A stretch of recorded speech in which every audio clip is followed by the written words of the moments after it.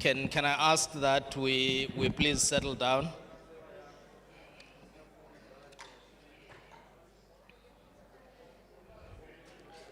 That way, even those that are still outside can be able to come in.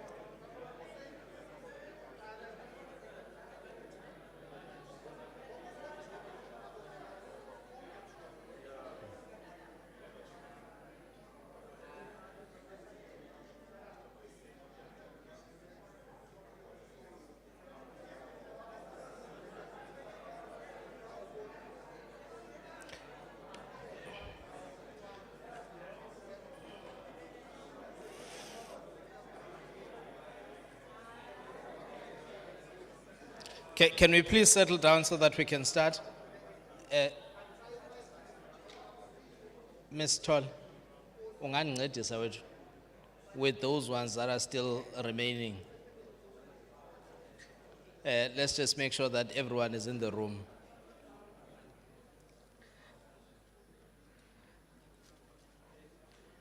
So amongst the things, the critical things that we're engaging on about today is not just related to infrastructure as well as economic recovery. And I think a number of perspectives were shared by the panel. And I know that at some point we'll get an opportunity to get a consolidation of those inputs. We had equally noted that we do have time limitations today. But we thought that it's quite important not to delay this program any further, because this is actually a part of a series of engagements that actually government is doing. So if for those, I think, especially those on social media that are saying we should have been there, you're going to be invited to the Property Investment Conference. The province is going to host the Provincial Investment Conference, and there's going to be ongoing sessions even before that one. Tomorrow, there is a session on SMEs and their participation in the investment conference. So we're doing these engagements on an ongoing basis to make sure that we can narrow down the differences in the perspectives so that we can be able to drive a common developmental agenda for the province. So I do want to put people at ease to say, please do see the Economist Roundtable that we're hosting today as part of a series of engagements. It's not in isolation, and these perspectives that are coming through are actually assisting us as a province to be able to refine some of the policy perspectives as well as articulations that provincial government has made. And as I indicated, starting from last month and this month as well. Next week, we are preparing a delegation from the Eastern Cape to go to the National Investment Conference. And even there, we are going to be articulating some of the things that you are telling us that we must actually take forward as a province. So I'm going to be calling now the second panel. And part of the feedback that we're getting from Facebook is indicative. Ms. Mfoko, on what you were engaging on now. Address Button from the Inokom Gijima area is saying, yes, we're talking about the economy, but we must not forget that we need to resolve the service delivery issues, the basic service delivery issues in municipalities, that our towns need to be clean, waste needs to be collected, we must deliver water, we must make sure that there's consistent supply of electricity, and then we can talk about investors. And it's not a linear approach, but in essence, it is an all-encompassing approach that ensures that we do not talk about matters of critical importance in isolation. And we must, at the back of our minds, always be mindful that the very same people that we are going to be talking about in this panel that compose the labor market, in essence, are the citizens that actually reside in those towns, is the citizens that reside in the villages that are waiting for us to be able to provide solutions to the challenges that they face, especially on the critical issue that is a challenge for all of us right now, which is job creation. And I know government talks about job creation, but some of the things that we need to be talking about, which you're going to hear in this panel, is what is actually government's plan to retain the jobs that are in the system? Because sometimes we talk about job creation and we forget job retention. And if we cannot stop the leak, if we cannot stop ensuring that we don't lose the jobs that are already in the system, it's going to be very difficult for us to actually grow and in other words, create new jobs. We need to find measures and means that I think the ECDC has been dealing with the industrialist program and Imvaba Fund and other funds that have been there to make sure that we try and mitigate the closure of industries in the Eastern Cape. And I'm sure we'll get those reflections from the panel that's coming. So without wasting any more time, we literally have an hour for this panel. So can I please, without much ado, call Ms. Mvogo and call Mr. Paki George, call Sis Pelisa. I know that in the program they wrote my mother's name. I don't know how they knew my mother's name, but wena ongopeliwe, wena ongopelisa. So please accept our apologies. Please do come through. And Prof. Mishi as well come through. So Mr. Musana, I'm going to hand over this particular session to you, and we see how do we mobilize investment for the province. Thank you very much. A round of applause, ladies and gentlemen, as they come through.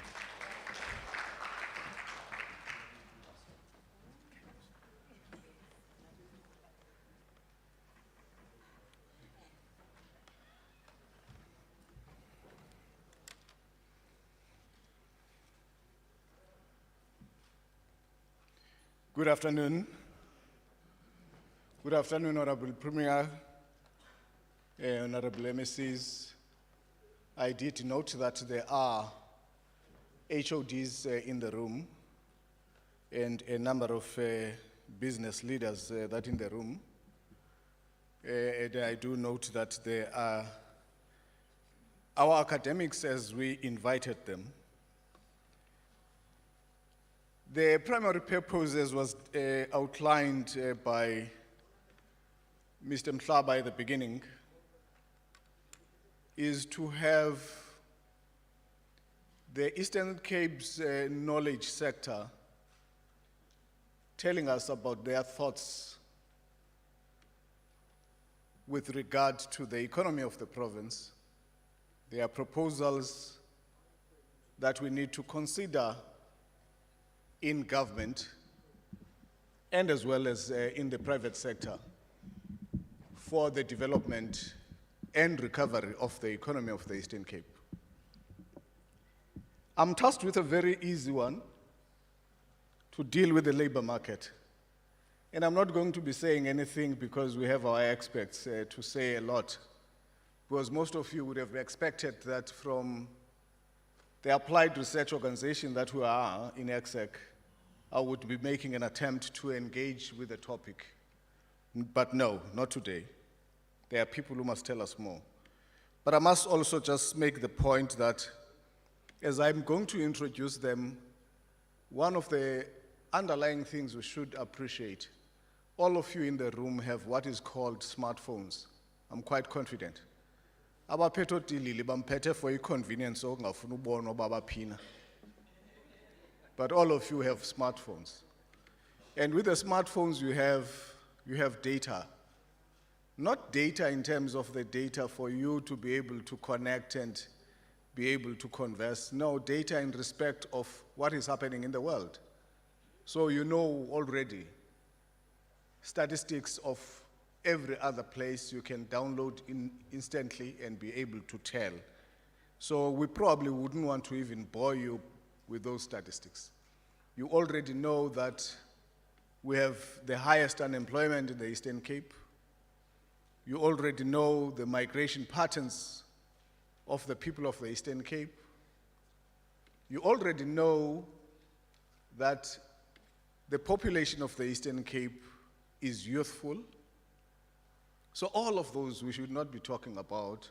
We should really be looking at how our labor market is looking like and how we're going to turn around the challenges and problems that have been defined in all of these statistics. And particularly, taking from the knowledge that we have around us, what sort of solutions that are going to be able to help the economy grow faster, but also sustain that growth. I think Prof makes the point at the close of his remarks that the major part is not to really bask in the glory that you have seen growth and you see growth, you must be able to multiply it. And I'm sure we'll talk about how we then double our investment for research, innovation in the province. Some of us in that space will also just make little announcements as with respect to what is happening, where is the province going to with respect to research and innovation. I have the following panelists, and I'm not going to be introducing them in any detail in reading their profiles and resumes, but just their titles and the organizations that they come from. We have MEC Mvoko on our left, a very critical person, our own Enoch Godongwana. Our own Enoch Godongwana. So he carries the purse of the province, but fortunately in the province, it's not only that portfolio of finance, it's also the economic development. He's a well-known person amongst all of us, I'm sure. And then we have next to him, Usis Pelisa. Very flowery, I must say, resume, premier, and profile that I met of her, and I would not go into any detail. But it does look like it's someone that I must have met somewhere back in the 80s. Because she was involved in one very interesting organization that I must have been part of back in the 80s. And she is one of our panelists and an economist for us today, with quite vast experience across the country. I happened to have met her over tea, and we had a short conversation with a colleague and a former a combatant of ours of those days that I was referring to. And that fellow is called Combatant. And I'm not going to announce who he is. And then we have, again,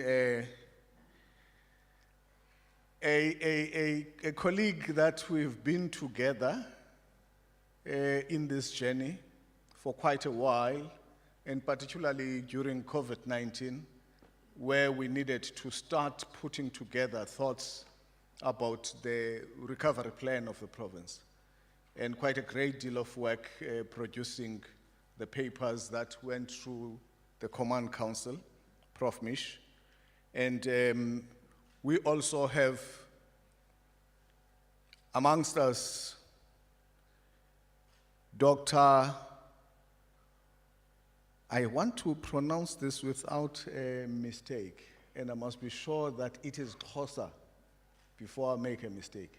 It is Xhosa. Okay.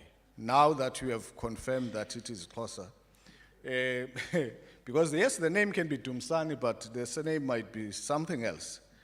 Mr. Ompashe is also one of our experienced, rather Dr. Ompashe is one of our experienced higher education sector specialist in the area of social and economic research, and he's been within higher education for quite longer, down to such institutions like your Stellenbosch, and currently with the University of Fort Hare. And on the extreme there, how many of you do not know Mr. George? Well, if you have not been to ECDC corridors, then you wouldn't know him. But if you have been in the ECDC corridors, this is the Paki George from ECDC, who's in charge of trade and investment. He is actually amongst those who are planning for the conference that Mr. Mhlaba is talking about, which is the provincial conference, and including the National Investment Conference chapter of the Eastern Cape activities that will be taking place next week.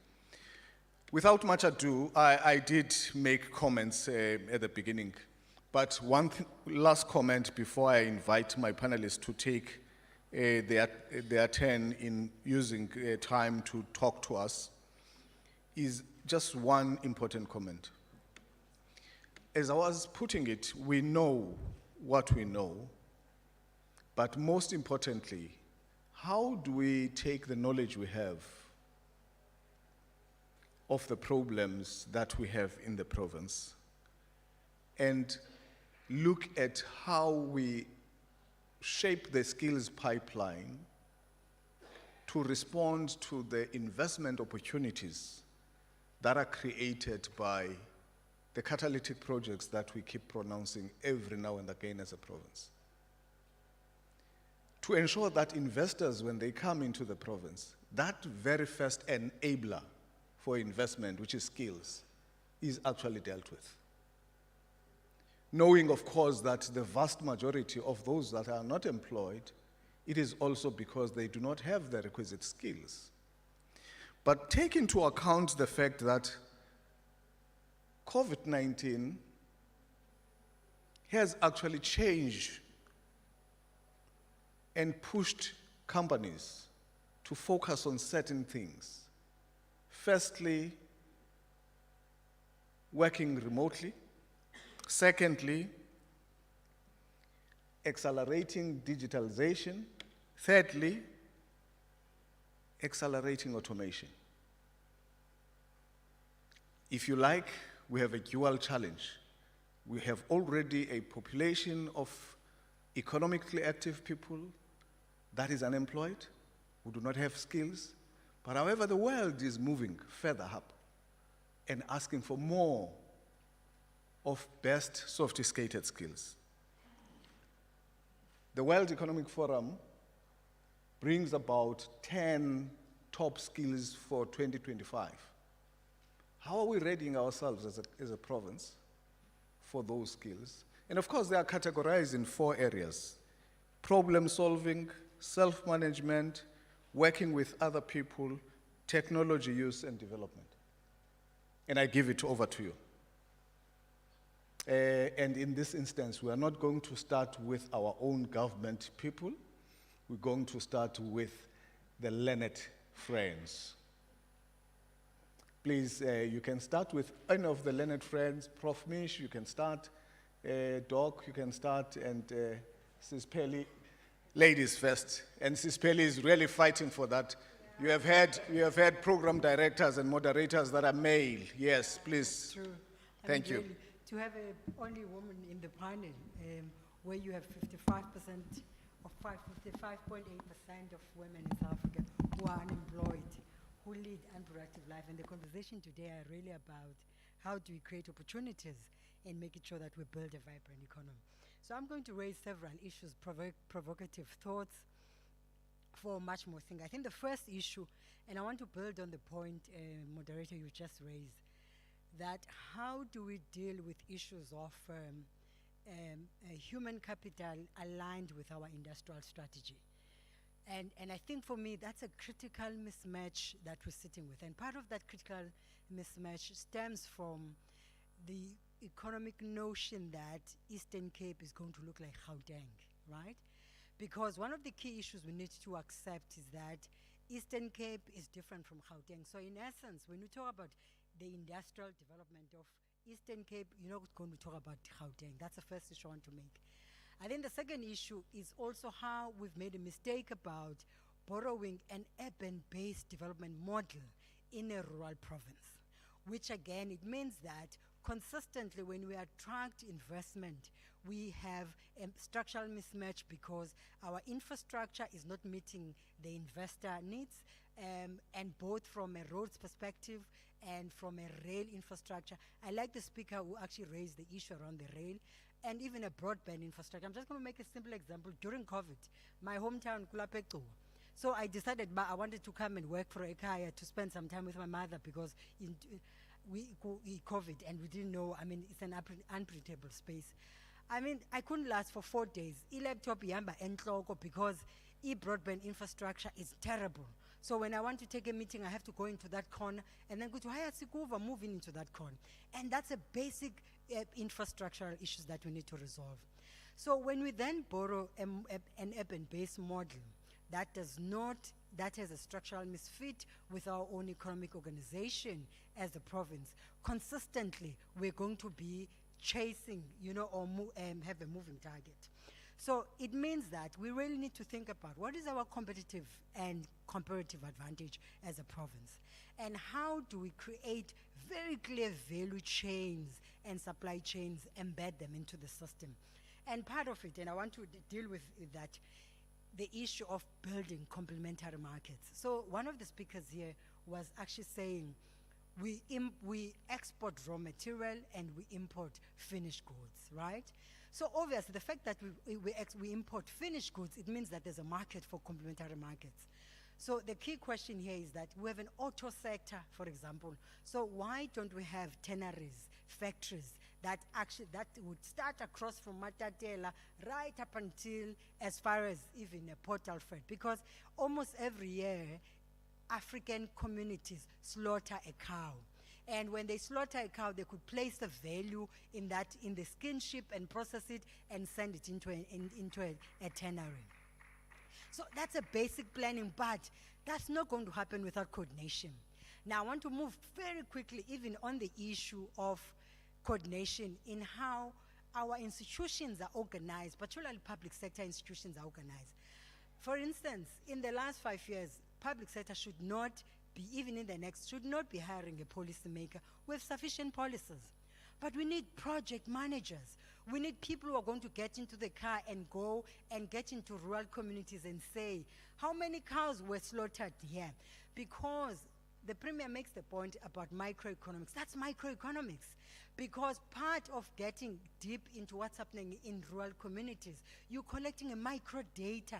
And you're not going to be able to build micro-industries and SMMEs without a micro-data. In fact, the value of having local government and provincial government is that it needs to play in the microeconomic space, not in the macroeconomic space. And because we shouldn't really be worried about what monetary policy is doing, but in fact, we should worry about building the economy from the bottom. So what do you need then when you want to build the economy from the bottom? Amongst those, it's not only agility, but is the risk appetite has to be much more higher. Now, if you have a public finance allocation, MEC, which sits between 65% or 64% versus 36% of the real mandate, it means that you really need to buckle up. Part of that buckling up is that you need to shift some of the resources that you allocate for social spending into economic spending. Because at the heart of what you want to do is, what type of society do you want to build? Do you want to build young people or citizens who depend on social security system, who in fact through that we actually perpetuate chronic poverty because children who are born on a social security system consistently right up until university will sit in the social security.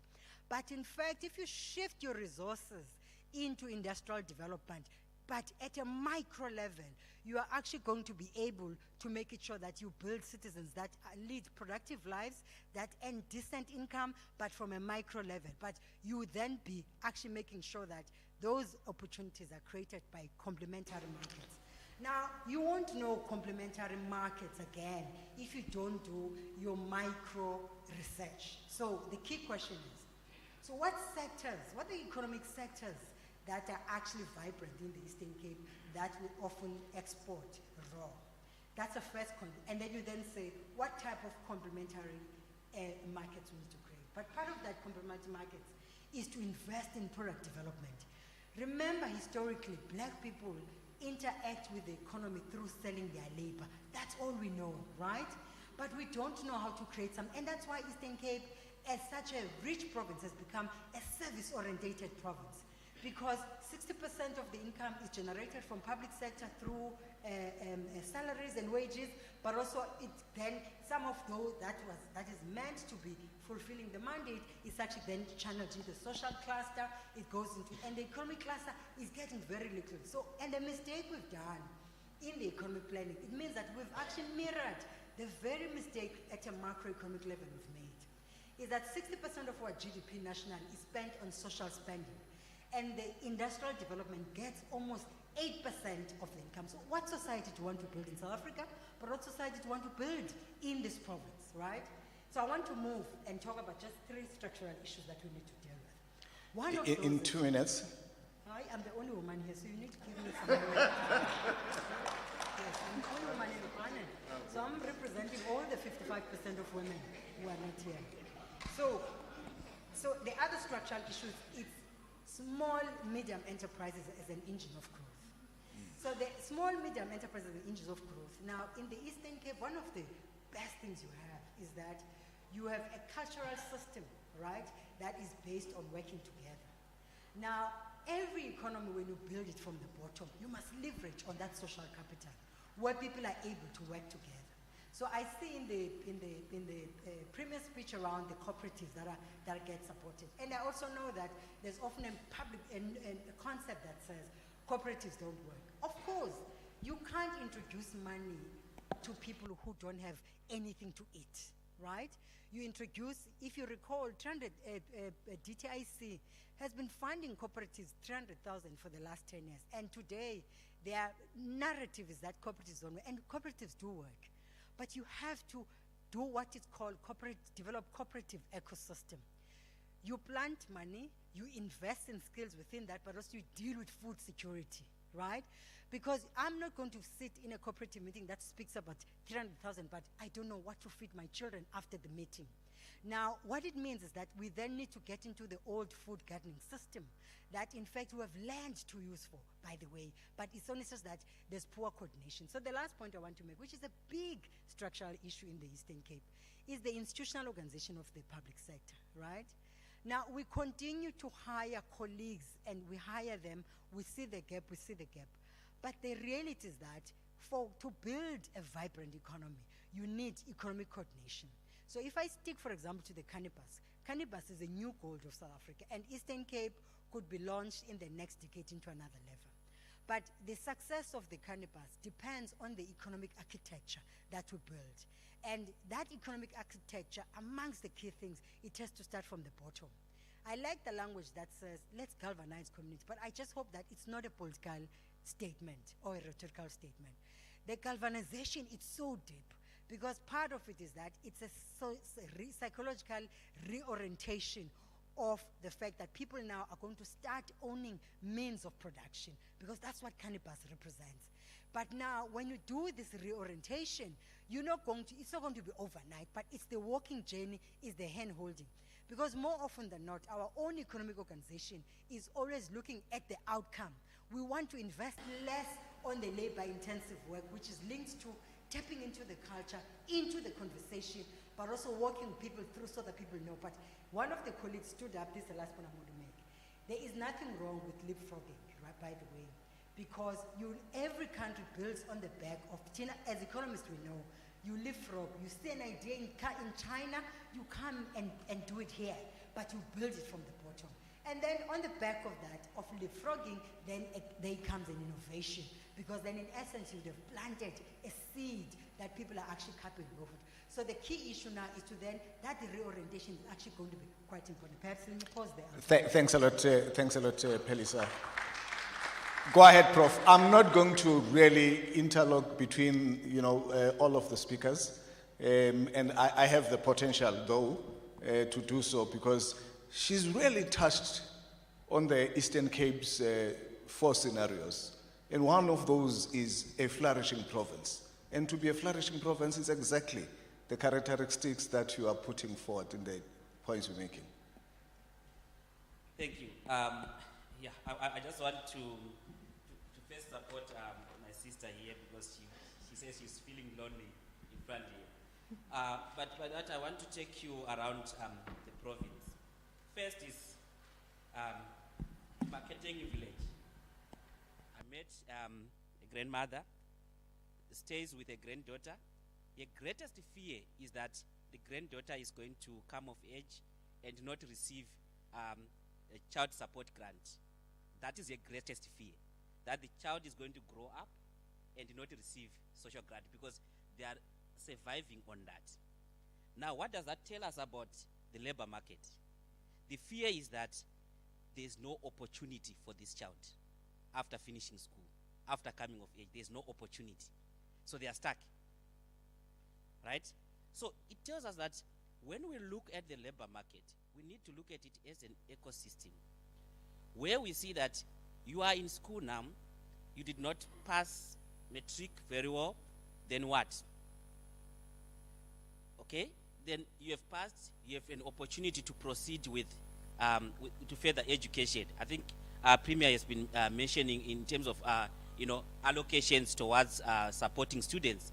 So it's trying to ensure that no one is being left out in that particular process.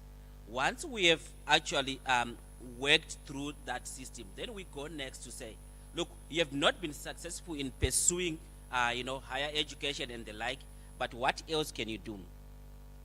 Let me take you to Swartkops estuary in the Bay. I met then these gentlemen that are doing bait collection. With bait collection, they are using their hands, they don't have any equipment. They are only allowed to get a 5-liter container that they sell for 70 rand, a container. They make a living out of that. Their families are surviving on that. Where they sell, it's just an open space. When it's raining, they get affected by bad weather, so they are going to get sick, and it's a pressure on the health system, and it goes on.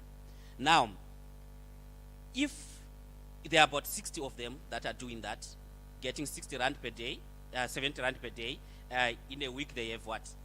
350. We know how much 350 rand can do. Now, we want to support them in their market so that they have an opportunity to sell that product. If it's not sold in a day, it's going to waste, because they can't store it in any way. So these are young people that are trying to make a living that needs the support. But there's a permit that they need to get every year, and they don't have that. I heard about the support that is being provided, and it's very true. That support is there. But there are also some red tapes that delays the whole process. So those are some of the things that we need to look at as we unlock opportunities for the young people. Now, still in the Bay, how many of you know Simpiwo Mtumkulu? You know, right? In 2018, a community hall, a multi-purpose center was, finalized or handed over, in Motherwell. Now, where is that community hall? There's no brick, there's no fence, there's no door, there's no roof during COVID-19. It's gone. That multi-purpose center could have been a center where we are talking about digitalization, access to digital skills and whatnot. That multi-purpose center was supposed to save this community. To say you want access to internet to search a job, go to the multi-purpose center that is there. You want to learn how to use a computer, go to this particular multi-purpose center that is there. But in the face of people that are to benefit from that, it's destroyed. But now we want to do something. So ABC Boko, it's another money, 18 million, that went down the drain. In 2 years, the war is no longer there. Right? So we want to solve the problem, but again, the community needs to know that it's not the government must do A, B, C, but what are we doing with what we have now? How are we protecting that? Because someone who is destroying that is not coming from very far away, that we are not even seeing it happening. Then we are talking about infrastructure that would attract investors. I don't know if Mayor is still here. How much are we losing in vandalism and theft? Water and water sanitation infrastructure. We are losing quite a lot. Each water authority is losing so much, each and every. So now, an investor would not want to come in an area where there is troubles with water, because we have this vandalism and theft that is ongoing. And a lot of budget is going towards actually replacing that. So we see that some of the problems, we continue to create them. Instead of, we have solved this, we are moving on, but we continue to create these problems. So those are some of the things that we need to look closely and say that if we want to create job opportunities, again, we need to be very much careful that what we have we protect. Then we also, as we look at the ecosystem as a whole, we need to also have an understanding that, you take the opportunities like EPWP that create opportunities for the young people and for others in general, but certain targets for young people. Now, after EPWP program, where does one go now? Because it's going to be a year program. Where to? Person is going to be stressed, they don't even know where to go after that particular program. But now, how then do we create the support system that can allow that, okay, during your time at EPWP, what is also the other skills that you are being taught? Because you don't work every day, you work one day, maybe a week, but what is happening? So that these different support systems are speaking to each other. That is the kind of, an ecosystem that we need to create. Premier mentioned that our cities are not growing. And I think, we talk about smart cities and that they would really support opportunities. I take you to, R62 as we move from King William's Town going to Alice. There's some growth that is happening there. Go to Mtata. There is also some growth that is happening there in the rural areas. Now, who is actually building there? You would find out that it's one who could be an income earner who could be actually paying rates within the city, but in the outskirts of the city. Yes, we see that it's infrastructure that is developing, but the cities are being drained out of the potential to what? To get rates, and that can help them to grow. Without rates, the cities are constrained. So 10 years from now, what are we going to see? We are going to see empty buildings within the city. And no one is willing to pay rent there. And that becomes a big challenge. Possibly let me pause there because there are a number of points, but let me give my colleagues an opportunity. Okay, thank you.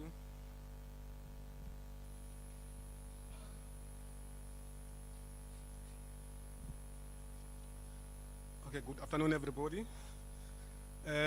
I want to promise one thing, that I didn't share any notes with Professor Mishi, because I found that now some of the comments that he made, there are some similarities with what I'm going to say.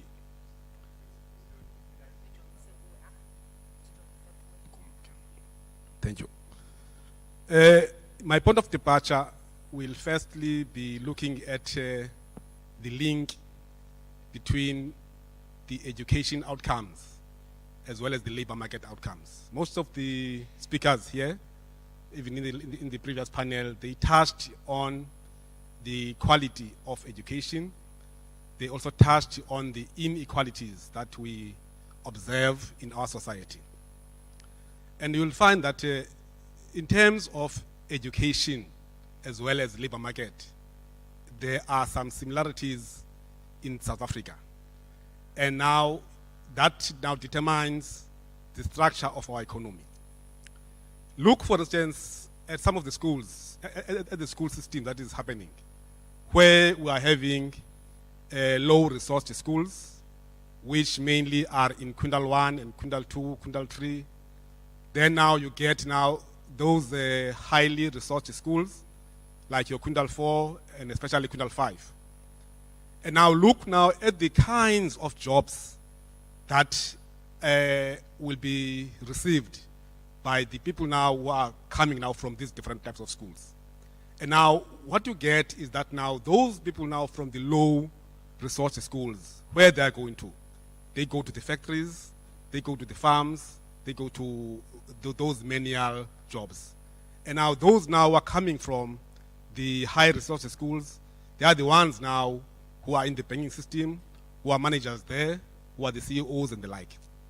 Therefore, I think there is a problem, especially when it comes now to our province. Most of the international assessments that have been done in South Africa, they point to the fact that South Africa is achieving very, very low in terms of the education outcomes. But now we are seeing that there is a slight change in that direction. At least now there are some efforts that are being put in place by the Ministry of Education as well as the provincial education departments, especially in the Eastern Cape, because the last assessments now, they showed that when it comes now to the contribution of those low resource schools into the educational outcomes, at least now there is something now which is being done there. Therefore, now there are some policies that we must admit that are working. And now I think the province now needs to try and emphasize on those policies so that now we can be able now to change the tide. And now one of the things which is troubling is the fact that when it comes to the learners, like the ability to read with meaning, we are doing very, very far low there, whereby the last assessment of PILS, it shows that about 78% of grade 4 learners in South Africa, they are not able to read for meaning. I was doing some research a few years back in some of the schools here around East London and Kingdomstown, where I found that there was a school where, when I read now what the student now was trying to write, I couldn't decipher what now the student was writing. The student now was a grade 6 learner, you see. Therefore now we're having problems there that needs to be tackled with. And now, how does this link now to the education outcomes? Therefore, it's obvious that now such students now, they are just there in the school just to drop out maybe before going out of grade 12. And now, most of the people now won't be able now to be qualified. And now, one of the things that I want to touch on is the findings that we made in that particular research that we're making, whereby now we found that most of the things that we don't like to talk about, the question of absenteeism, especially now by our colleagues at schools, it's one of the things that needs to be checked at. We need accountability structures to be reinforced, consequent management to be done, and also there should be some strong negotiations with our teacher unions so that now we respect the time on task. Therefore, we need really now to go to basics if now we want to make now an impact. One other aspect that I want to touch on, I observed in the SOPA by Udia there, where he mentioned the issue of the infrastructure in terms of the roads infrastructure, whereby now there are investment of about 3 billion and some 7 billion there, which is a very, very good thing. That links up to what Prof. Mishi was saying about the EPWPs, whereby now those jobs now are short terms. Therefore, now what now we need now to look at now beyond there? I think we need now to make now some evaluations of those programs, so that now we know now what is the impact. Especially in the education sector, there is a good move that has been done by placing education assistants in schools, which is a very, very bold move by our president to do that, so as to ensure that now those people now are employable. We need now, therefore, now to look now at some of the programs to support that, so that now those teachers, so that now those assistants that were there in those schools are really given some support, so that now when the job ends, that person now can be able now to use skills to be able to search for jobs which are decent, which are in a way are long term. I think I must just end there for now to give over to my colleague. Can I just ask that we engage first the audience and get just a bit of dialogue, so that between you and the MEC, you then respond to some of what would be coming up from questions, including the panelists. I think, if anything, all of the panelists are very, this mic must really go far. Maybe my voice is very strong for it.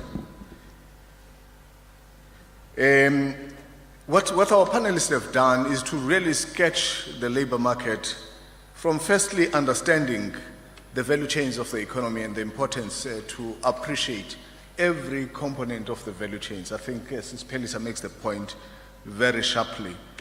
And of course, there are other added aspects. I'm sure Mr. Kondro there would argue very strongly, when you're talking leather seats for a car, you must also acknowledge the quality of the heights in the Eastern Cape, which also have other attendant issues that must be dealt with in the breeding process. So, therefore, again to the point she's making, and I'm not discounting the point, but rather saying appreciate and deal with those impediments.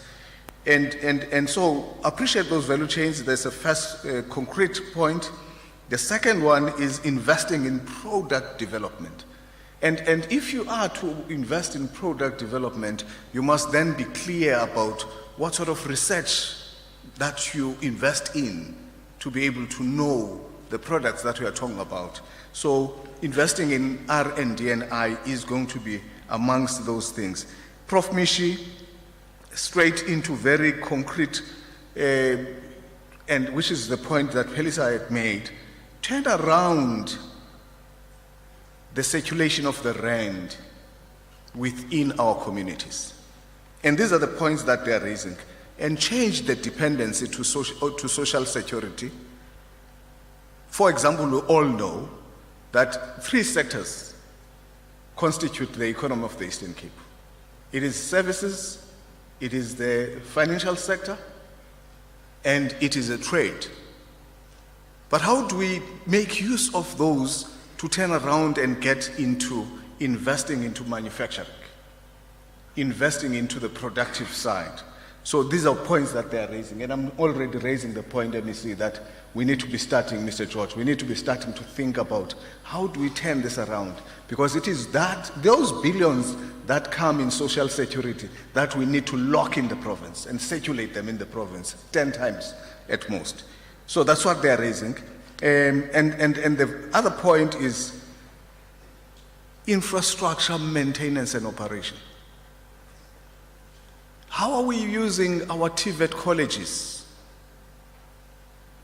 Who train plumbers, who train all of these practical skills in our municipal system to ensure that they become the next labor of these municipalities who would ensure maintenance of these different infrastructure assets of municipalities? And basic education has come very firmly in the last points there. And I'm bringing it back to you. I'm not saying follow the trend of what I'm saying, but what are you taking which would make you to then say, yes, from the policy speeches that have been made thus far, from the Premier's policy speech and others, how do we firm up in the program of action of government? How do we socially compact between private sector, the public service, the education sector, to ensure that we have programs that will yield us getting skills from, or rather getting a skilled labor force for the province? I'm going to take 5 hands. I'm not so generous like my previous colleague, because I must manage time. I must still come back to them. And I have Mr. Kondlo as number 1 there, and I have number 2, that table, just next to you, sir. You see that table, the man with the white shirt behind you? That's it.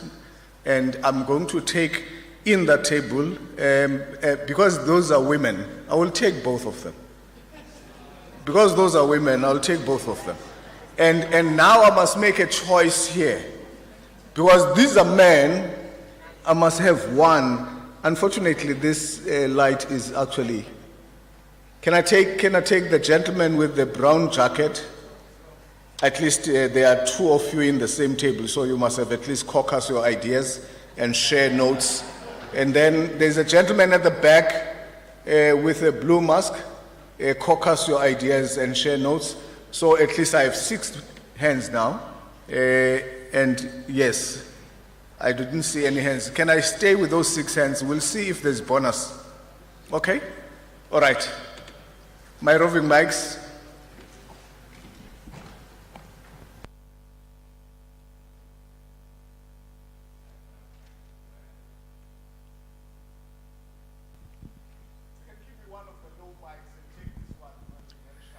Thank you, Program Director.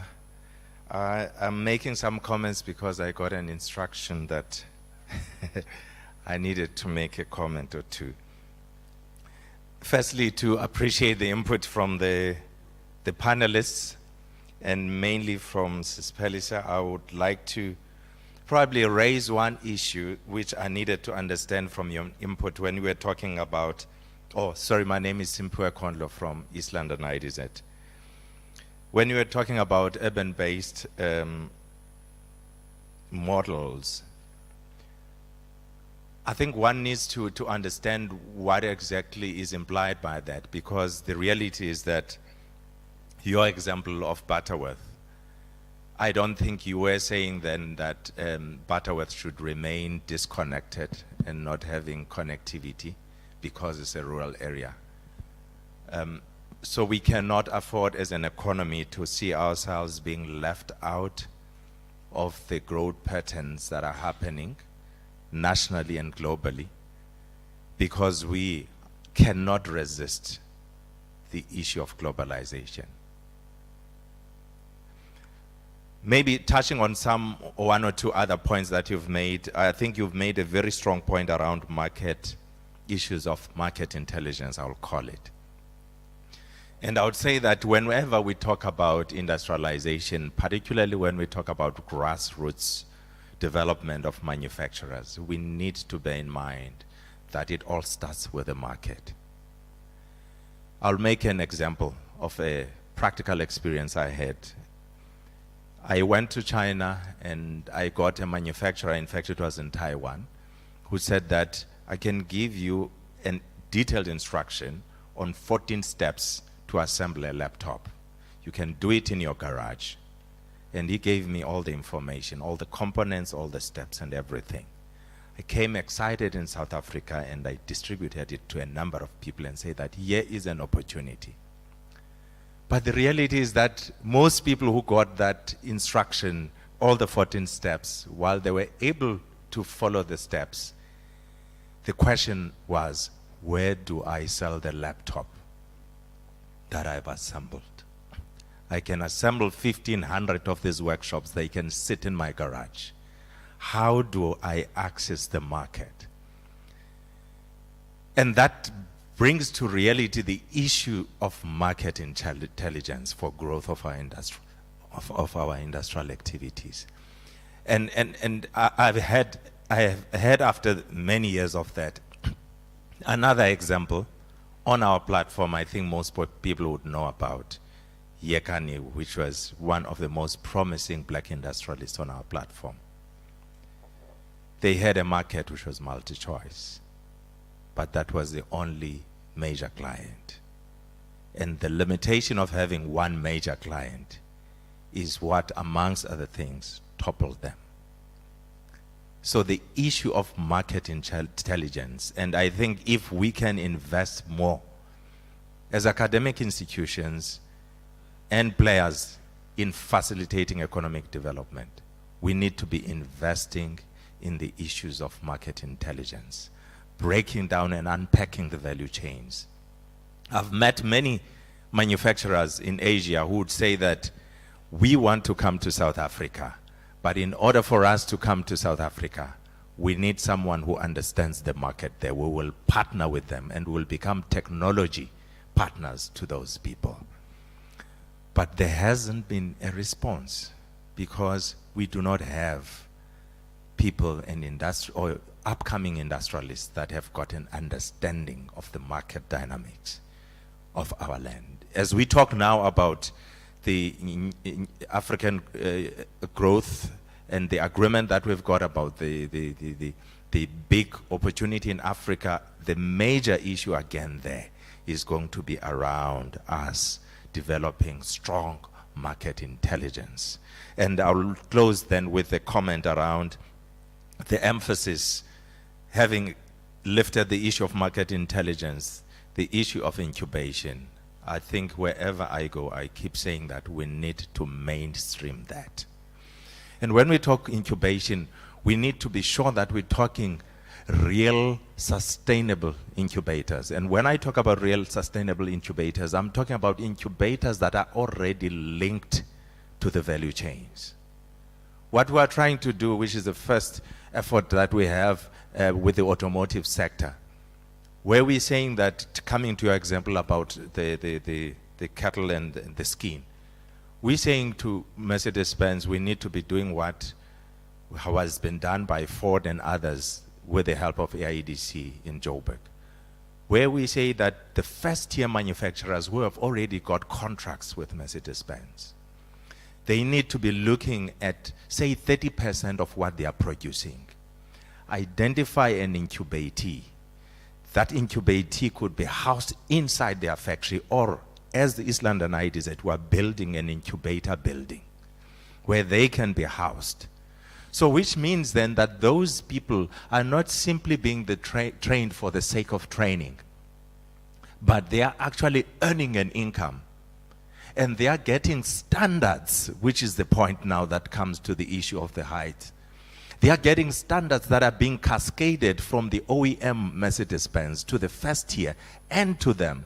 So they are able to produce to the right quality that meet the standards that are set internationally by the OEM. In so doing, we are now upgrading them in the process of incubation. And in the next round, they are able to stand alone and say that we have grown from being a 30% first-tier supplier to a now 50%, and we can stand on our own. And in that process, we'll be developing black industrialists. Thank you. Thanks a lot, Mr. Kondlo. I gave him much time and airtime because of many reasons, because he contributes also to the panelists. I am going just to introduce this rule, not because it's you, but because I must manage time. Each of us that have been identified, we have only 2 minutes. Okay, Don't take more than 1 minute if you have to. Okay, thank you very much. My name is Lusanda Phoebe. I'm the Nelson Mandela Bay Tourism Board member. I'm also the Nelson Mandela Bay Maritime Cluster Board member. I'm also sitting nationally as the national coordinator of the South African Township and Village Tourism Association. I want to say I've got great hopes for the province. It's a gold mine. We are like a flower that's about to sprout. I've loved what Umama said earlier on. There are two things. Is either we are, as a province, we are trying to be included in the already existing economy, or are we trying to also create our own new value chain? Those are two things. these things that we battle with, they are already, we will know that there are boats that are moving around our shores. With that being said, how many are participating? Leave that alone. How do we then become part and parcel of the ocean's economy? That should be the question. And then, what leverage do we have to participate in the industry? What we have said and looked at, trying to go and negotiate in overseas with the vessel owners, it costs a lot of money. But here already in South Africa, we have already have steps that we have done as government where we have given the small-scale fishers licenses, which means we've given them multi-millions. We are not really assisting them.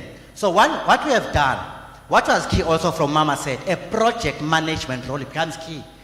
Because how we started the project is that from the small-scale fishers, without knowing what to do with it, we then amalgamated them into a proper structure. From there on, there is no slipway in the Eastern Cape by Mbizana. The only slipway is in Port Edward, which is KZN. So we had to work into Mbizana to open up a slipway, which is now the AIA has passed. We are building, looking at putting the funding for construction of the slipway, which means now it will create another value chain. Because now we started with the licenses, but now the fish will come out. When the fish comes out, there will be processing plants. Now other people are employed on the processing plants level. And on another leg, the fish is to be moved to other different locations, which now we are adding logistics onto it. So now we are starting from the end. This also solves the challenge that Umama spoke to in terms of skills needs. Because at least if they go to the Olwandle, Babuyena, there will be enough food for each family, where specifically the World Coast that we highlighted is the most impoverished areas. I want us to look at what we have and try and grow with it. Because the challenge will be, where is the market? Because once we have it, we already can grow the market because we know what we have. Thank you very much. Thanks a lot. A trick to the next speakers. Take just a second to introduce yourself and the other to focus on your points. Thank you. I am Namonde Chabalala from Nelson Mandela University. With restructuring the province economy, I hear that much focus is on the development of strategies of how to create employment. And I think that the focus should be as well on creating frameworks that ensure longevity of those strategies and resilience. And with that longevity model, does it really, my question is, does it account for those individuals that are already disadvantaged by the ex-ante inequalities to make sure that when the economy is hit by shocks, the labor market is resilient enough so that even those that are disadvantaged by ex-ante inequalities, as far as livelihood is concerned, they also will be able to have a share and participate in the economy post-shocks. Thank you. Thanks a lot. Yes, ma'am, you were the other one. Or have you caucused your points? That would be good. I would be happy.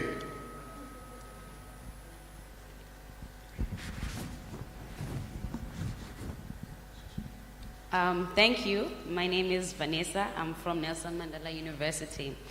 My question is based on the Industrial Revolution. I personally believe that our country is way behind in terms of Industrial Revolution.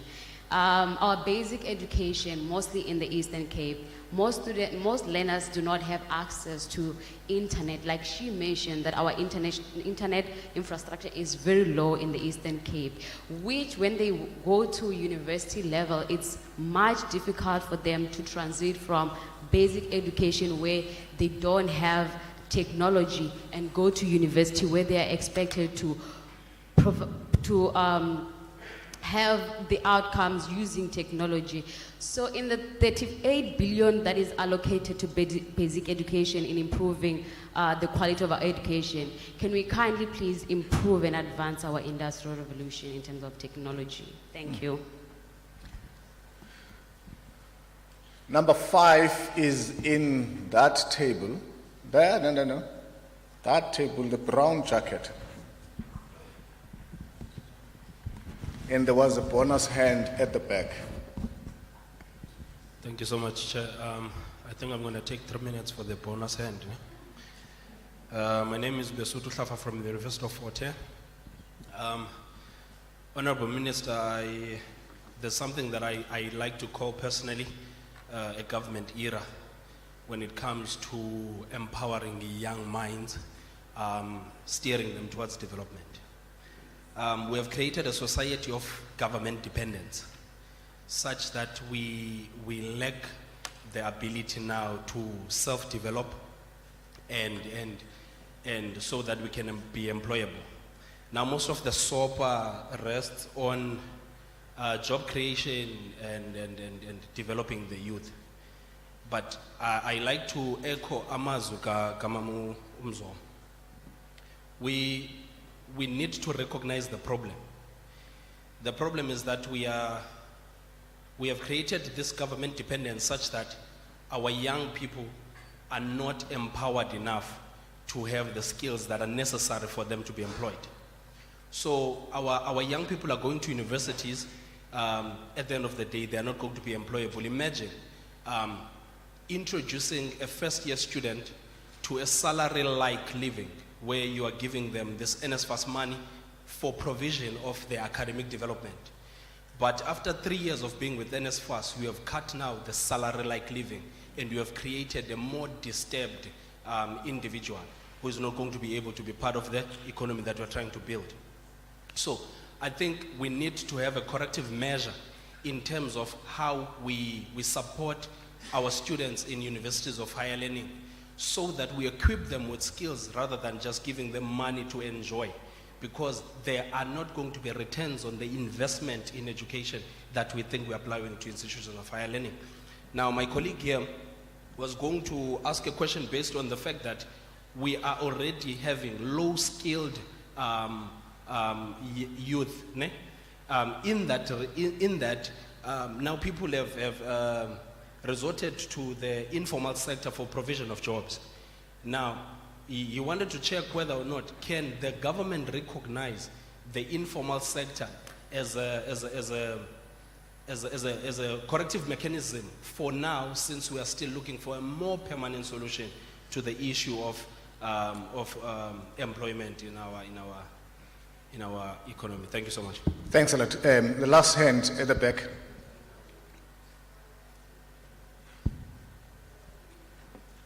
We stick to the principle, please. 2 minutes. I know I'm going beyond my time now because we are left with 15 minutes to close the session. Thank you so much. Malwan Ndisana from Mubesco, Africa. I just want to touch on the agriculture quickly before I go to my main point.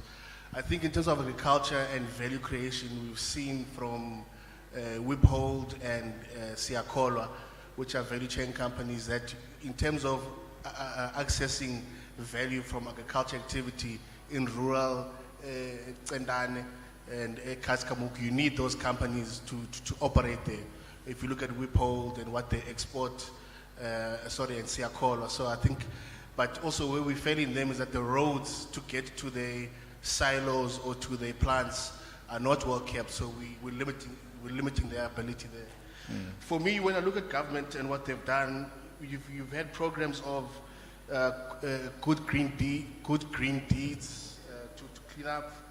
Then you've had a tourism drive in the last couple of years, and now we've got an infrastructure drive and investment. And if you look at, like, let's say a place like Mount Frey where you've got Ingwe Tivot College, I think for me the opportunity is to create skills there, or give the children skills to have practical experience in terms of being able to participate in these programs.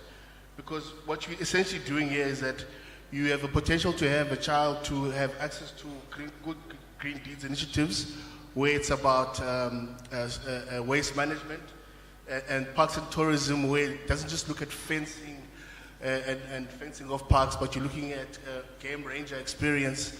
And then also with infrastructure, you're not looking at just the EPWP program, but the GIS mapping of your assets, so that decision makers can have a visual view of assets, the age of infrastructure.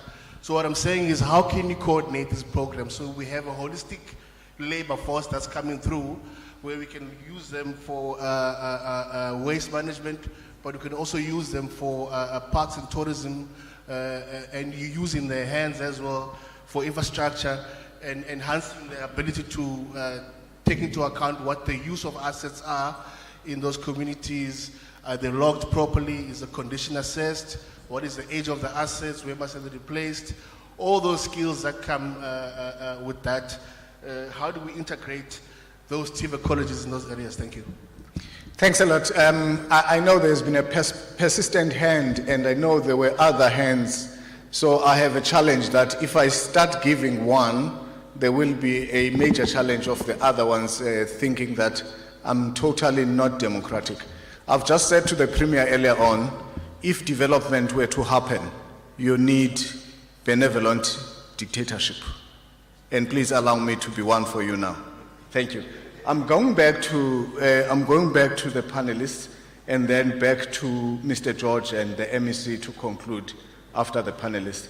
1-2 comments from the points raised in the room, and then Mr. George, you will then take your part before the MEC.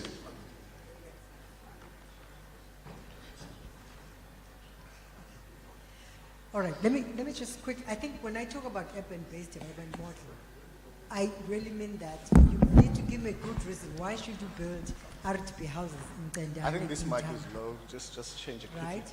That is an urban development because, in essence, you are uprooting people from a sustainable lifestyle in their own homestead. Just pull it closer to your person. Okay, can you hear me now? All right, yes. So the point I'm making is that when I talk about urban development-based model, the question I'm asking is, why should you build an RDP house down, uprooting people from a sustainable lifestyle, which is their homestead, and build them into a town, introducing money where there is no money economy, because RDP houses naturally demands money, and there is no industrial plan linked to that. So I'm not saying that Eastern Cape must be left in the dark, but the key question is, I'm saying, where people lead sustainable lives, invest into that. So for instance, why should, when people are looking for youth facilities, they need to move out of rural areas to come to the cities? But in fact, youth facilities should be available in rural areas. There must be swimming pools, there must be, tennis courts, there must be, soccer fields openly, and people don't have to pack their bags and come to East London from Etuja to come for them to have those resources. So that's a point I'm making. I think the other issue you raised, that's quite important, around the market. There's a huge issue around the markets. Part of the work that the Competition Commission is doing is to really look at the oligopolistic nature of our markets. But where the Eastern Cape has an opportunity is to tap immediately into the complementary markets that are linked to the key economic sectors within the Eastern Cape. So if I zoom in, I stick to the auto sector, for example. So if you look at the components within the auto sector, so the textile sector is so crucial for the auto sector. So if you look at the carpets, the seat belts, the safety, and as well as even the duvets. I don't know if people know that the duvets are actually made from chicken feathers. Now you tell me how many of us in the room now and again, right? But it duvets that all of them are actually imported, okay? So when I talk about complementary markets and markets, because markets are linked to what is already being consumed. What you just need to be able to do is that you need to create a space support, and this is where the public finances to come in, because private sector is not going to be able to come in and support Uma Madlam who wants to start a firm. But the public sector needs to show risk and say, we will support you. If you are 20 women who can, all of you, nikogelele the feathers of chicken and siningadise with cleaning them up, right? You pack them, you remove, as and you pack them and you move them into another center where there's going to be packaged duvet. Abantu will never stop Wembata, by the way, because and what that then does is that, so you're investing in product development, but it's the coordination component that needs to. I think the last point I want to make, it's around, there's a need to invest as well on what I call local markets. And I know most of us always want to export, and it's true, we earn good income from exports. But the fact that actually local products have been replaced by imports speaks to the fact that there is a market that exists. What we need to do again is to get into critical partnership, very catalytic project, and say, what are the things that we want to achieve? Let's get with the private sector. Which sectors? Consumption sector is a big sector, for example, from textile to food, etc. Uprime was making the point about SPAR. We must ask the question, where does SPAR get some of its products? Who SPAR some of the products? They get them from the Western Cape, by the way. Boyenza ne-favor manje ujonga ngapha ukwenza uzonibona xa ndenje. Oh, God, okay. Spinach, for example, milk, etc. They get imported into Eastern Cape. They are coming from outside. So the key question is that we then need to get with the supermarkets that are within and say, we would like you to take 50% of the products you have in the shelves. They must come from the local. And you're not going to do that with a public sector worker who's a policy developer. But you need a project person who's going to walk in and get into the table and do what is called market linkage conversation and get people who can meet the standards of SPAR, Pick and Pay, and their ShopRite. Thank you. Thanks a lot. Prof? Thank you. So quickly, within the province, just before COVID-19, 69% of SMEs were not employing any other people within the province. They were just like, for self-employment. And again, among those that, among also this, the majority of the SMEs were really in the service sector, mostly to service government. So that there's need for transformation in that space, so that new sectors get represented there and jobs get created. One way I was giving an example of infrastructure damage, and like we need innovators there to say what kind of material needs to be used that does not fetch much second-hand value on the market. So we need innovators because we have a need there. So innovators need to come and create that. Then secondly, when we look at the issue for land, MEC Matikisela said we have a lot of land, so land is there to be given to the young people. But now when you link to the market, look at ECD centers, look at schools, they want to feed the learners. But where is that feed coming from? You would see that in Makne they are farming soya, maize, and whatnot. Where's the market for that? Now, there are people that can actually do the milling, the fortification, and whatnot, and that is happening within the province. So that means they are farming there. There's a market to the millers. The millers are actually, packaging everything. The fortification is happening. Then it's going to the schools to feed the schools. So the money, everything is happening within the province. So farming becomes attractive because there's a market. Otherwise, it's disappointing when there's no market. So that is one thing. Lastly, we did a study on SEs and found that, look, it is a development zone, it is a development phase, but where to after that? A good example is Shannon, where SEs actually, really started as a model.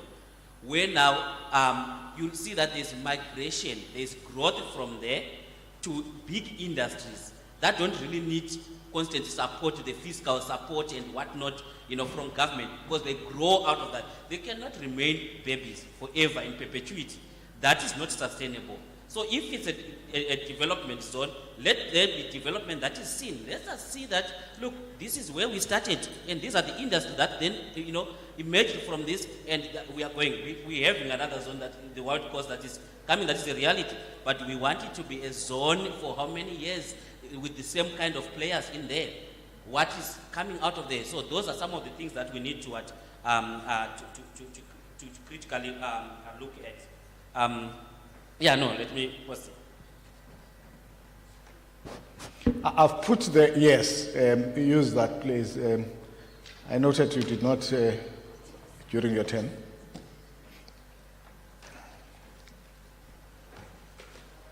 Thank you. Okay, thank you. Thank you so much, Chairperson. I just want to talk about the issue of the internet at schools. I think that's one of the questions which was asked. I think that one I do support, that the government now needs to think of a way of expanding internet access to the rural areas as well as the township. And also, that thing will not only assist learners in their learning, but also now it will also now assist job seekers who are there in those places to be able to seek jobs whilst they are there. So now people now can be able to upload their CVs and seek employment. Because I heard the premiers talking about this expanded unemployment, that some people maybe people now are getting monies, maybe these grants. Perhaps it is because they are getting out those grants. That's why now they are not seeking employment. But I think the issue of poverty in our areas is very, very much deep. It's not about, because if you look now at that 350, which is now being given now to our people, you'll find that people now, they do prioritize when now they are doing their things. Like they will just maybe buy some essential items now with that money, but now they won't be able now to go to town to go and submit now their CVs. But now if, let's say now, you distribute internet to the communities, that's where now we can also be able now to assist our communities now to seek employment. But I think this issue of internet needs to be accompanied by training, especially in our schools. Teachers need to be trained in terms of the use of computers and other technologies. I was just chatting with one of our students yesterday who is based in Mount Fletcher. He's also teaching that side, where she mentioned that now there's the issue by now the laptops are given to teachers, and now those laptops are not working. Teachers are not using them because they were not trained now to use those laptops. Therefore, now whatever intervention which is being done needs to be accompanied by support so that the people can be able to utilize it. Thank you very much. Thanks a lot. Before you come in, Mr. George, can I just add something to your basket, Mr. George, with respect to connectivity? I know at ECDC you are aware of the Mdumbi project as one of those community connectivity projects that is thriving in a rural area, deep in the eastern part of the province. If you could also just touch on those, and possibly if you are closer to the SA Connect processes and where things are, just to share information about those, or for people to know that government is also dealing with the connectivity issue in much concrete ways. Thanks. Thank you very much, Program Director. Let me begin by maybe connecting dots from the address by the Premier earlier on, Honorable Premier earlier on, as well as the first panel and this panel. It is important to say investment start with, a sustainable investment start with a demand.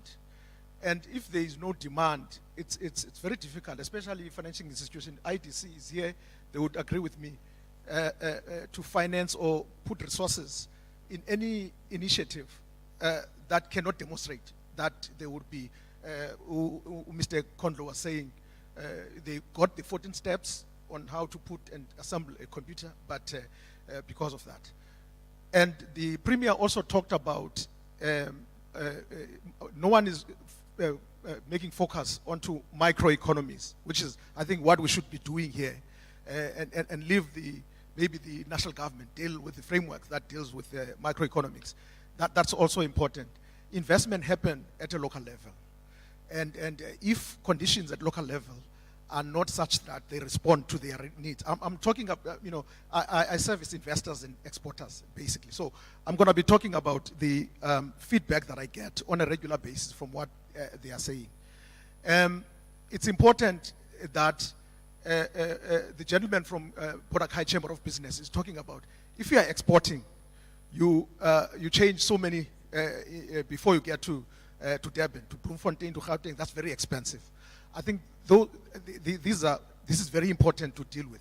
Look at the road network or logistic networks and how they respond to the need of your investors.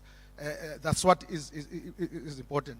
And also the fact that most of those who are charged with promoting investment are looking, focus mainly on attracting investment, but pay very little attention on retaining the existing investors. The investors that I service on a regular basis, they're saying, Pagi, why are you asking us to be ambassadors of the Eastern Cape to invest when you are not keeping us happy?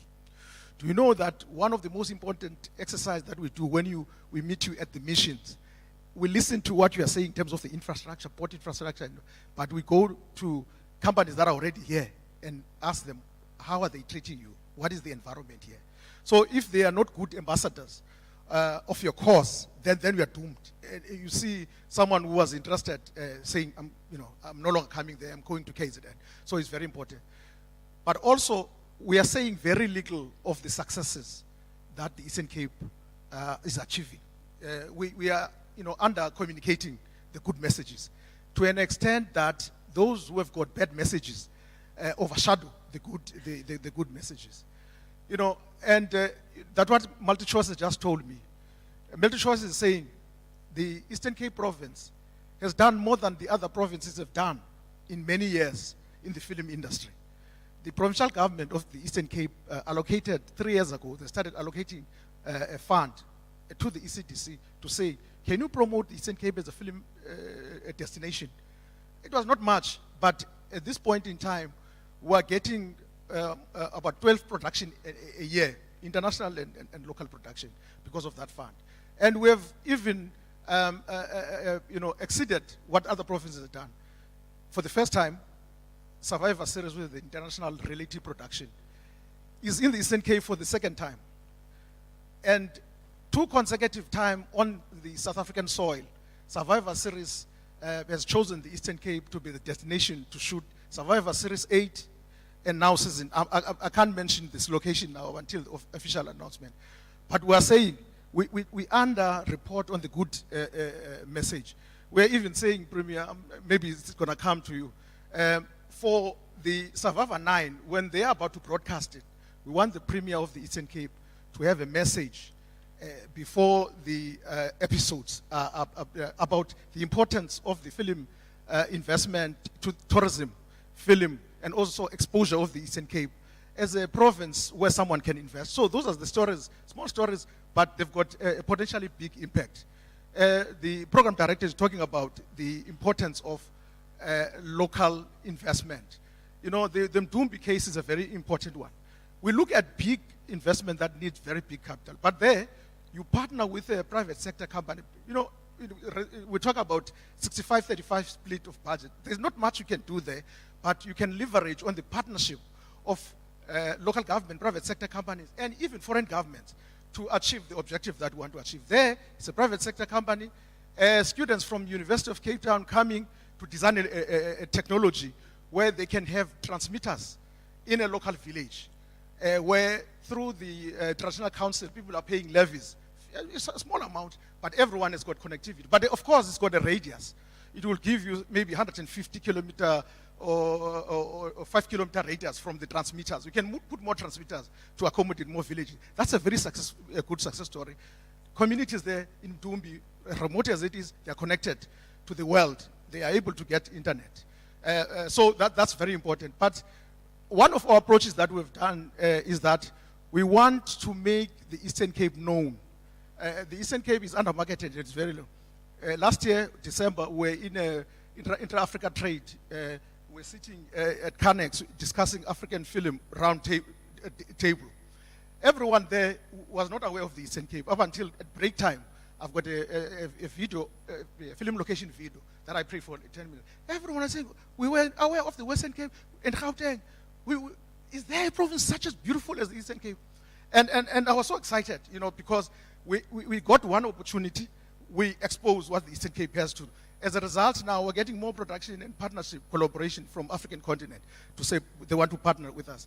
And Afrimax Bank put in $500 million to say, for all African production, you can access this fund. That's very important. But I think also what is important is that local government is very key for investment attraction and retention. and we forget about that. Capacity in local government that is strained, then can create a problem. Recently, we had a case in Koka municipality, a very good investment company that is producing catamarans, 100% for export market, wants to expand because it's introducing new models. For a year, the municipality could not do consolidation and rezoning of a public space to give it for construction that was supposed to have started already in February. But through the Invest SA One-Stop Shop now, which is a facility, thanks to the national government, the Eastern Cape is the 4th province to get access to the Invest SA One-Stop Shop. We are able to log into inquiries. It's not automated yet up until the official launch is happening, but we're doing it manually. But it helped us to track, and now the company is happy. It's no longer going to disinvest in the Eastern Cape because they cannot service international orders. So licensing and regulatory compliance issues are very important because before they decide, they look at, are you keeping the current investors happy? What is the speed at which you license or conclude your licensing application process? And what are the costs of getting my product out? Do you have to connect 3 points or not? That's very important. But I'm glad that the rail line is linking all the way to Botswana, because that is one of the considerations that investors take, is if I want Eastern Cape to locate in the Eastern Cape as a gateway to SADC, we were so fortunate last year that we were chosen from out of 3 years of partnership with the USA Trade Hub to get our companies into the US market. They were able to choose us amongst all SADC trade and investment agencies to host the first ever SADC Exporters Award. Very successful year at the ICC. And now they're giving us to the second time in the Western Cape West Coast, complaining, why are we giving to the East? They said ECDC has done it very well, and they have linked it very well with, they've done a very good economic integration to the SADC countries. So we have to do more of that because we can leverage US government funding to get more companies. And now they're giving us funding to take our companies or board them on Amazon, because online, sales and marketing now is the thing of, today and the future. So they are putting us there. And we have just signed an agreement through the UK government partnership with Trade Forward Southern Africa to get our companies selling into the European market. And we're negotiating a partnership with SIPO to get our companies getting into the Swiss market. So those partnerships, in the light or in spite of the restrictions or limited government resources, are giving us mileage to access more market and get more companies into this market. I think I'll stop there. But I think what I need also to mention is that it's very important to look after our infrastructure. The Eastern Cape, for an example, is the leading holder of livestock head for over all the purposes. We don't even have a lab to test blood for sampling. And our investor that we attracted in 2018 here is complaining because they have to queue for more than 2 months in Pretoria. Everything goes to Pretoria. Why can't we invest into a lab testing facility in the Eastern Cape to respond to the demand of what the investors in the Eastern Cape? We're negotiating that, but I'm hopeful that it's one of the issues that we can quickly resolve. The film industry is mainly targeting and absorbing a lot of our youngsters.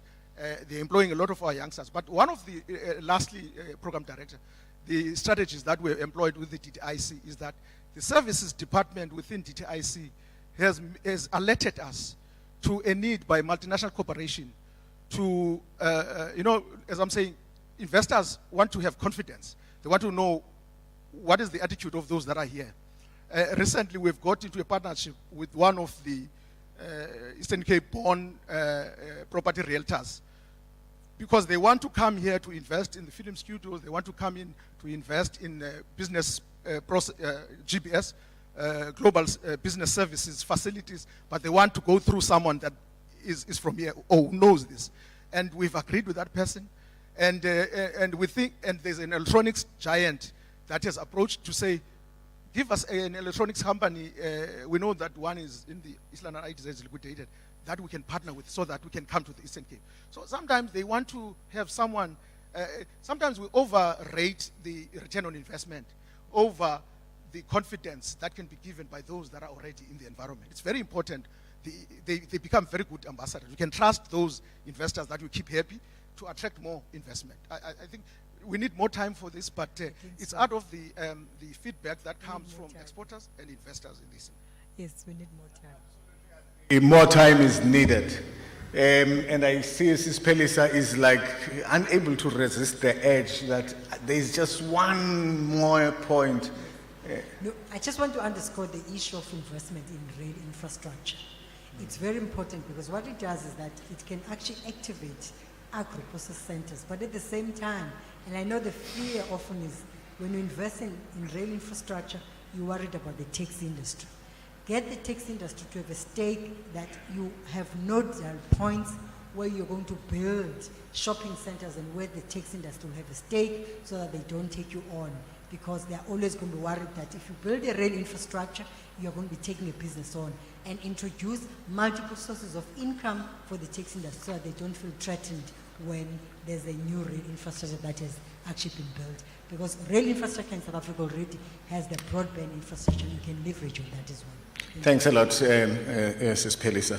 There is a document in this country called NetMap 2050, which talks about the entirety of the networking of the transport infrastructure. And the Eastern Cape, I think, is still lagging behind, unless Mr. Fani there would say, no, we have already reviewed our Eastern Cape NetMap version 2050 to be aligned with the national one. And I agree with you. The actual linkage and the sequencing of all these different modes is quite critical, but also the way of beneficiation of all of them must be inclusive. I'm going to be calling in a few seconds, the MEC to come to the podium, because the MEC will also be firstly responding to the various comments made, but also will be doing the close. And I've been given the mandate by the program director that I can assume that responsibility to ask the MEC to also do the close. But before saying so, I just wanted to take the opportunity to make 2-3 points in way of announcement. The Premier has delegated the research agenda of the province and the advisory services or strategic advice to the institution called the Eastern Cape Socio-Economic Consultative Council, including his panel of advisors. There will be a number of these engagements which will also be led particularly by those thought leaders in the panel of the Premier's advisors. And we want to, as the Premier has just instructed, as I was seated there, we want to ensure that every quarter we bring together all of these role players into these discussions on different specific topics. And we'll ensure that that does happen. Because we also must take from here to develop these into policy pieces and briefs that must go through the government decision mill. And the major thrust being that those policy pieces, Prof. Mish and Prof. Mwati, must be underpinned by well-informed applied research.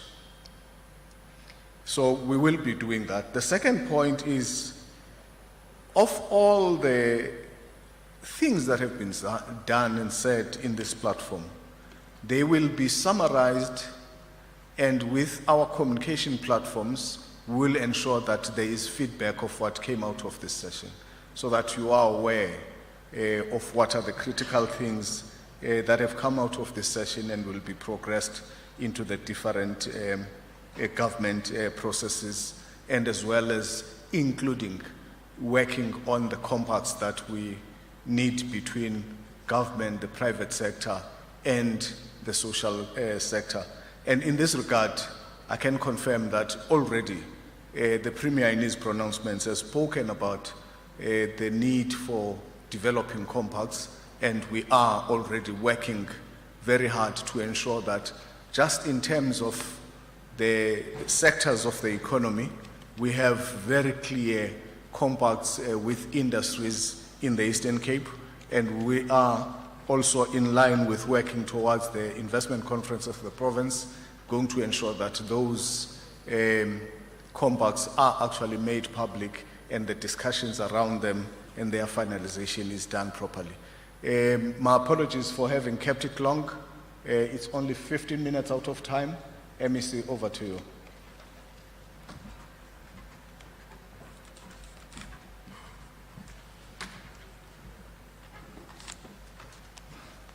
Thank you very much, facilitator, Program Direct. I know, Premier, we have only 15 minutes before joining the legislature. The way you look at me is an indication that I mustn't talk more. I can see it from you. But I've been given two roles. I must make my input. I must also say something about the session itself. So I'm torn between the two. But I will just say four things in terms of the department or what are we doing.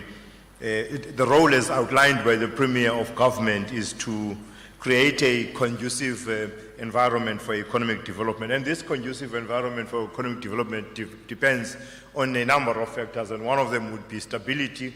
I think it was raised in the first panel that without stability we are not going to grow. We need high level of service provision. That is, the people, the municipalities in providing services, they must provide that in a particular standard, in a very high standard, such that it would be attractive to investors. Incentives, somebody spoke about incentives, and actually the collation of all incentives, so that when you're looking to invest in the Eastern Cape, you don't move from pillar to post trying to establish. You would find that the SEZs have got their incentives, but I doubt if they have the same. They do have the incentives of the city, except for the automotive sector that would come in. They would, but in others they wouldn't have that. So that was the other point that was raised, and the economic infrastructure. This is what I was going to talk about if I was going to talk about the economic infrastructure. Now, our SOs, our entities in the Department of Economic Development, Environmental Affairs and Tourism, we've got the most entities, and they take 65% actually of the budget of the department, and only 35% is used by the department. That's a clear indication that when we have such a gathering, in actual fact, our state-owned entities should be at the forefront of driving this gathering. And I'm happy I can see SC, ECDC here. I'm happy that the East London SEZ is represented by Mr. Kondlo is also here. So that's an indication of who should actually be driving this from the side of the department. Somebody spoke about Ngukian, about the use of the schools. I know that Public Works went out and advertised for all of those who have interest in the schools that have been abandoned, not abandoned actually, that are unused anymore, have been given over to Public Works. They went out, they advertised, but very few people went for that advert. I think they advertised about 100 schools for anyone who wants to do something about. In the first panel, somebody spoke about this, but I just want to say it is done by Public Works. So in the economic infrastructure from the side of the department, I think the most important one is the revitalization of the state-owned industrial parks. There is a program to revitalize the industrial parks. We are now in phase 2. Phase 1 had to deal with the security, and phase 2 is also dealing with the bulk infrastructure into it. So that's part of what we are doing on that. And on tourism infrastructure, we've done a lot as well. If you look at what we've done in terms of the roads going to Hluleka Reserve, what we've done in the Pavians Mega Reserve, we've just opened a beautiful interpretive center there. So we're also playing in that space. On support to the second part has to do with how we have been supporting distressed business. I think COVID has taught us that as the provincial government, we've got to set aside something that will assist the businesses when they are in distress. We learned it the hard way, but we've done something about it, and I think we have a portal. The portal was actually for manufacturing, but now it is termed COVID-19 portal, where wherever businesses are distressed, they log into the portal, and then the department will follow up. And I think we've had about 134 cases that were logged, and 132 of them have been closed. We've spent about 26 million rand to save quite a lot of the jobs during COVID on all of those businesses that would have gone under. On the township and rural economy, very little was mentioned. I think in the first panel somebody spoke about it, and very little has been said further on that one. But I can say that there is a work underway for the development of a policy and legislation within the province. A policy document has already been drafted. It's there. We're now going to follow up in terms of a bill that will go to the legislature for that. I'm trying to be very fast. Let me go to the summary of the session of today. So before I talk to that, quite a lot of very useful tips have been given. Apart from that, I'm going to say tips that have been given to us. It was very interesting when the panelists were talking about where do we channel our money, Premier? And I think you spoke about it. Unfortunately, as much as Treasury had introduced zero-based budgeting, you've got those things that are not going to go away. They're going to be there. And it's not going to be easy to shift your funding from the social cluster into the economic cluster. Because your social cluster constitute the largest part of your budget, and part of it has to do with the cost of employees. That's why you would have education, 37 billion, and you would have health, 27 billion, and the rest, very small. So there are those things that are there, but we hear the point that where do we channel our money? I think it was in the first panel. Where do we channel our money? Are we getting return on investment? Very, very dicey situation, Prof. Yeah, I think you raised that, and I think it's a very difficult one. We'll need further engagements for you to talk about that. Are we getting a return on investment? But the greater part goes to the social cluster. So how do we get value from there? Then let me go to the summary for you without wasting your time. I know, but if I don't do it now, you will kill me. You're still the chairperson. Panel 1, the panelists raised the following issues during their inputs: the need to focus on building complexity within the economic outputs and production in the province, especially in the context of beneficiation and value addition. This is to mitigate the challenge of continued focus merely on primary production in the province. The emphasis needs to be placed on production and value addition within the Eastern Cape province. Tourism and tourism infrastructure needs urgent attention without explaining. Investment in economic infrastructure, job creation, which is just what I spoke about. In terms of agriculture, we need to move away from merely focusing on the farm and the village, but there's a need to look beyond those 2 points of entry, appreciating the forward and backward linkages in the rural space. I think it was explained by panel 1 how we should actually go beyond just growing the crop and taking it away. The issue of entrepreneurial skills development and the building of a culture of innovation and entrepreneurship amongst the youth, both in and outside of our institutions of higher learning, needs attention. You know, Premier, we have a program that I launched in Duikwa, which was to me a very good program. The department went out and advertised for innovation. And the young guys that actually came through are guys that are, it's called zero waste. If you go to Duikwa or on your way to Engcobo, if you go to Butterworth, there's a school here in Dabaka. The school is about a kilometer from the main road. In that school, it says no waste.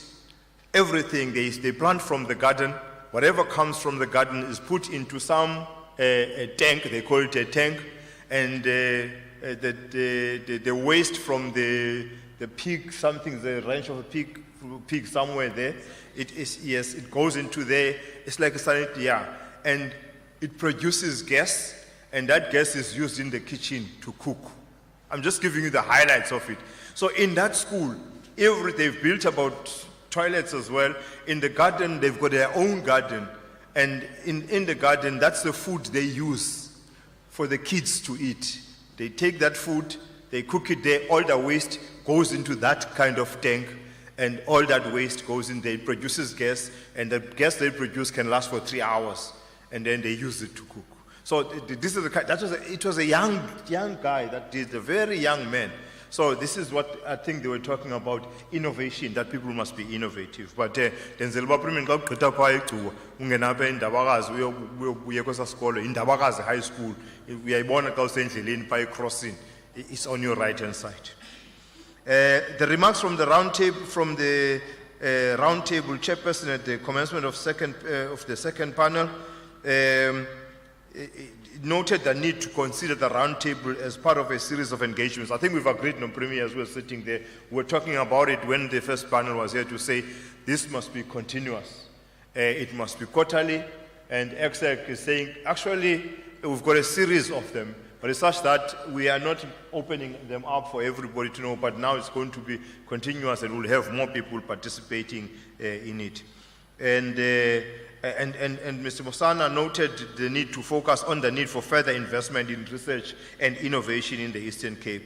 We know what we know, but how do we take the knowledge that we have and take these insights in forming the catalytic projects for investment in the province, namely perhaps chief amongst these, the issue of skills in the province. I think that's what he was saying. And the panelists in two, how do we deal with human capital aligned to our industrial strategy? Secondly, examples of complementary models of development and industrialization can leverage opportunities in the automotive sector, for example. Thirdly, there is a need to shift some of the resources invested in the social sector and social expenditure to the economic sector. The next one is cooperative development is another area of both mitigating poverty, hunger, whilst building economic and productive capacity in society. We need to look at the labor market as an ecosystem with several dispersed points of entry and exit. There is a need to ensure that communities understand that they are critical partners in development and ultimate owners of development and the infrastructure developed by government. A critical factor currently mitigating economic development and unemployment is the fact that we are not necessarily protecting what we have and what we have built as government and society. There's a need for building accountability structures in our schools, particularly in attendance at our schools, and ensure that the time on task is in our schools in relation to educators. The importance of the value chains in the economy is very important when trying to deal with unemployment and challenges in the labor market in the province. The issue of market intelligence, I think many people have spoken about it, and the need for market intelligence. And I think the CEO of Island SEZ has spoken very well about it. In the area of the blue economy, the importance of related infrastructure in some of the impoverished areas along the provincial coastline, where associated infrastructure does not exist, such as the opening of the maritime sector to small fishers in Pizana area. The issue of government dependence amongst our young people, and there's a suggestion of a study on SEZs in the province. The issue of connectivity could not be overemphasized. I think usisi Pelisa uyithethe kakuhle lento ye connectivity. And lastly, I think there was something that was mentioned in the first panel, the commercialization of complexity. I think that one, of research. I think that one must be captured as well, because they indicated that there's a lot of research that was done and it's sitting there. It needs some form of commercialization, and that can only be done when there's that interaction with us. So I think that one must also be captured. I think that's what Program Director, as of now, I'm sure you, as the driver of this, will capture the outcomes of this, and they will be circulated to all those that participated to enrich the next round of discussions. Thank you very much, Program Director. Thank you, MEC, and thanks a lot to the panelists. You may now proceed to your seats as I give over to Mr. Mhlaba to round off the day. Thank you.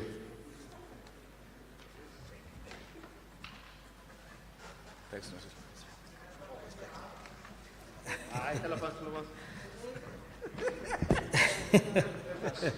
No, thank you very much. I think Premier Benfuna Jukwenza Lombulelo to everyone who has taken their time off their schedules and joined this session. It was indeed a dialogue which was a start. We are going to endeavor to do this thing that you say, masingabi ngabo oxofaishiya.